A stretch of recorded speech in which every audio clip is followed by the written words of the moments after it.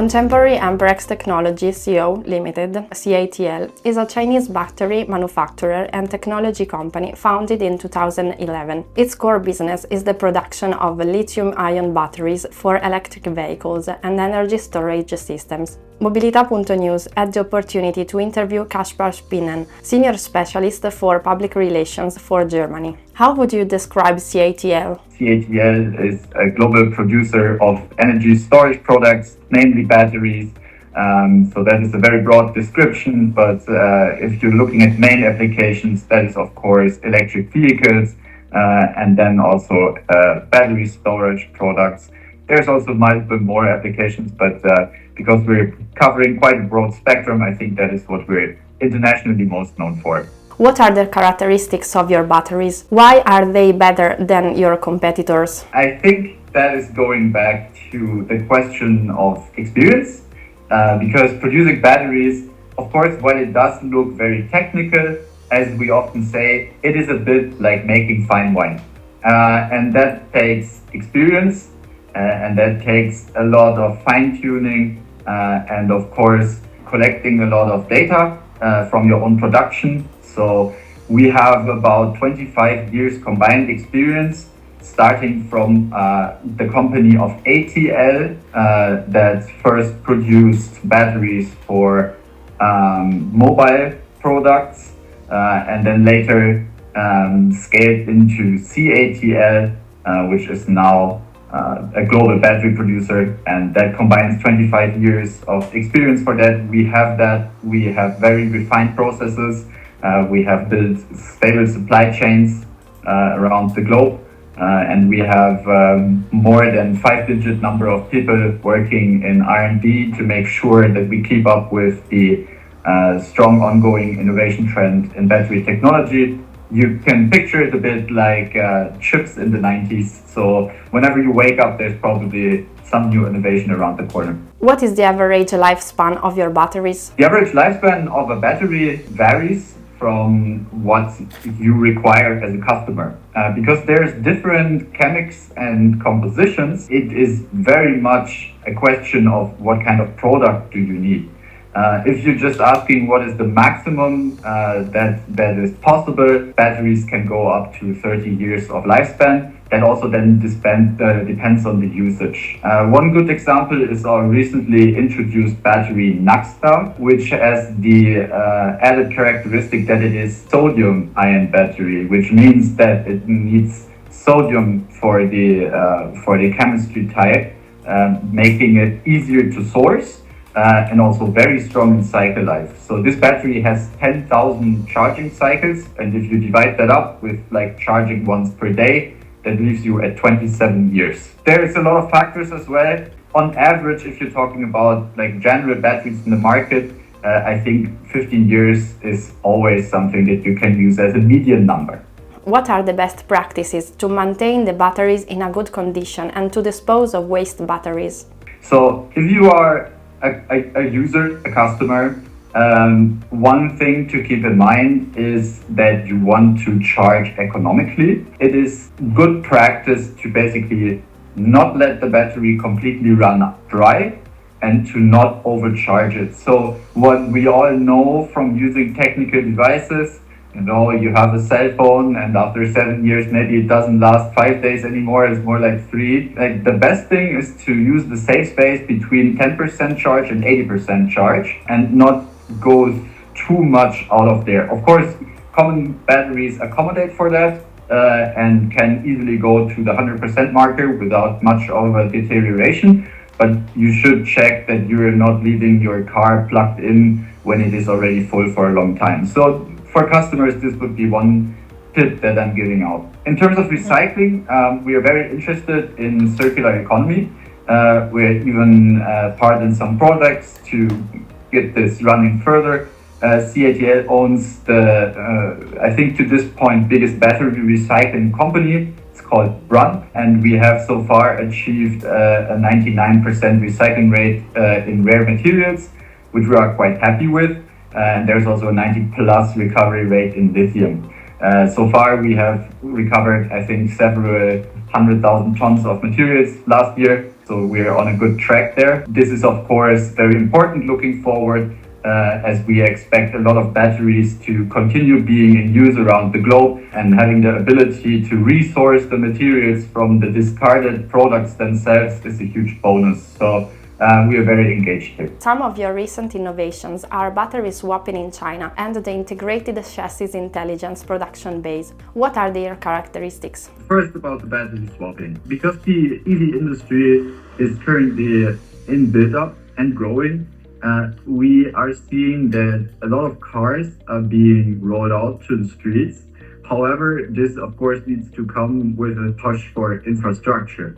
And while that is well underway, it is also the question, how does one deal with the existing infrastructure, which has been built up over years to service a combustion engine-based, let's say, societal trends. One thing to accommodate for this transition time are, of course, the hybrid vehicles. They're more often referred to as range extenders these days, with range extenders also, and this is not the scientific definition, but it also implies that it is more of an electric car and less of a combustion engine vehicle that has like a support function in the battery. These have the added benefit that they can also interact with the existing system of gas stations, of course, which there are a lot of, and if you have a lot of something, it's not the easiest thing to decommission it overnight, even though we have ambitious targets in the EU that we very much want to support. One thing in this framework is the battery swapping technology. Here we can install swapping stations at important junctions. This can work for passenger cars, and this is especially interesting for logistics, because logistics is always you return to your Home Depot and then you go somewhere else. And if you have a swapping station at the Home Depot, that can be very, very beneficial and reducing charging times and thus layover. With the charging stations, there's some providers who are already doing it, like car providers. And Catl is also engaging in this business to look into how this can be done further for cars and also for commercial vehicles. And then regarding your last question on the chassis, right?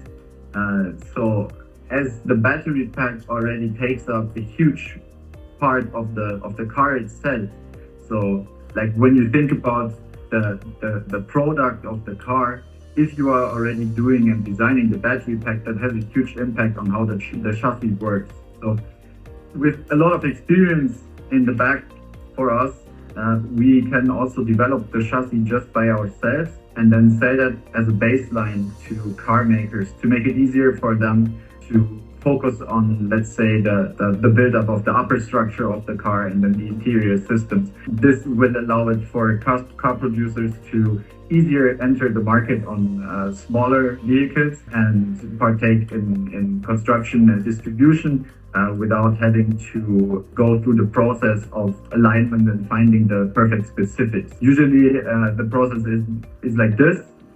A new line of cars being developed, and then as a battery producer get approached in the process to try and find a good way how to work out the batteries inside the chassis. But if it's just like all from one take, you can reduce this process.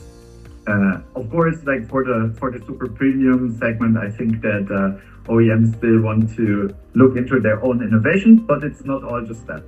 On the 20th of May, Catl made a record debut at the Hong Kong Stock Exchange. It raised more than $4 billion through its listing on the island city's bourse. What are your plans for the future to expand your business around the globe? We are very happy to announce that we are now listed at the Hong Kong Stock Exchange. For us, this is of course a big benchmark. We're bringing more green technology around the globe. So very happy for us to have reached that goal. Looking forward, I think it is clear to us that we want to keep going with our global expansion. We have set up a first plant overseas. We keep saying overseas, it's because the Chinese map looks different. So like Europe actually is overseas. So so we have set up our first plant in Germany starting in 2018. Then Hungary is now following suit with even more added capacity.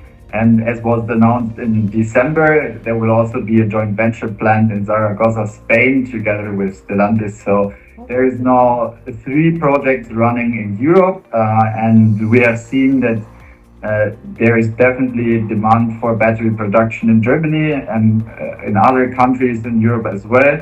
So we're seeing that there is definitely increasing demand for batteries in Europe, that there's also the need for a localized production, supply chain and everything. And we want to be a part of that, and we want to support these plans for a transition. So we have gone the first steps, and we are ready to renew our commitment into helping build this up. Do you have any plans for the Italian market? It will always depend on the structures in demand that we are seeing. We currently have not announced any further projects, so of course I can also not disclose what could potentially be in the pipeline as well.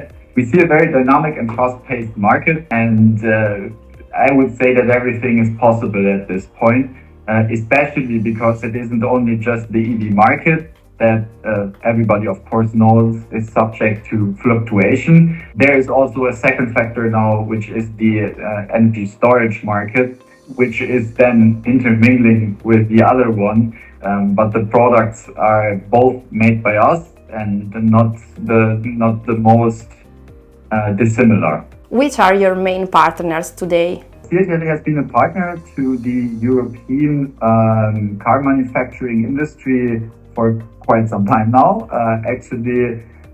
We started off in 2018 with one of the more renowned German brands, and today we can say that we have been a long-standing partner to the German, the French, and basically all European car industries. Unfortunately, I cannot disclose any names because that is usually outside of the scope of what happens in supplier business. But if you want to have an idea, Catl has about 36% market share in the EV market. So that roughly means every third car that you see on the road, which is electric, is powered by a Catl battery. And there is no dynamic which says that we are not exclusive to the Chinese market. We have actually grown a lot together with the European market. We have long-standing cooperations here, which have been mutually very beneficial, and we hope to keep building on this in the future as well.